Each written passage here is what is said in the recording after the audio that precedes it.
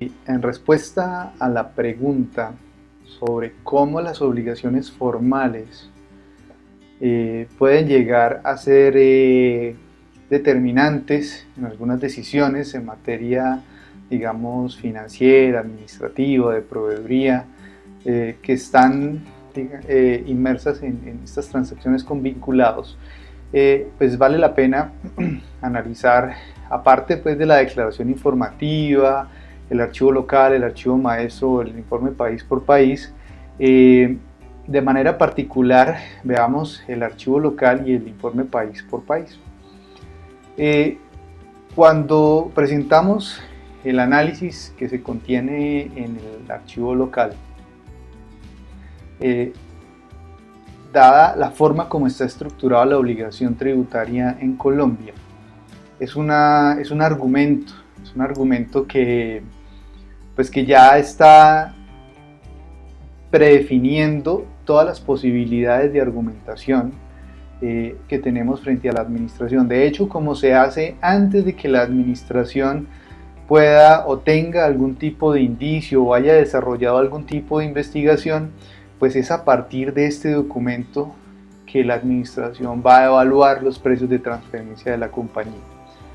Por esta razón, y porque es un reporte que se presenta después de haber emitido estados financieros, después de haber cerrado el periodo fiscal, después de haber presentado la declaración de renta, inclusive después de haber transmitido la información exógena, pues ya trabaja sobre elementos muy consolidados, de manera tal que lo más conveniente es que todos los parámetros que se deban incorporar en materia de precios de transferencia en las transacciones, pues sean observados durante el periodo, de manera tal que ya cuando se presente este informe, pues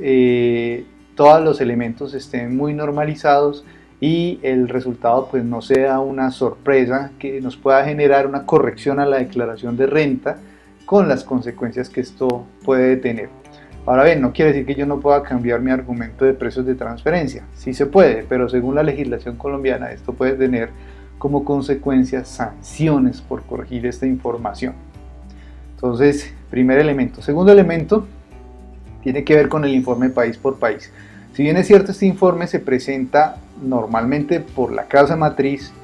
y no es usual que lo presentemos en Colombia, sí tiene impactos o puede tener impactos a nivel local en la medida en que esta información está diseñada para que sea compartida por las administraciones tributarias, de manera tal que desde allí se pueden derivar algunos riesgos por la inconsistencia que se da entre las variables que se reportan en este informe país por país. En ese orden de ideas, la administración financiera y la administración general de las compañías o de las unidades económicas en Colombia debería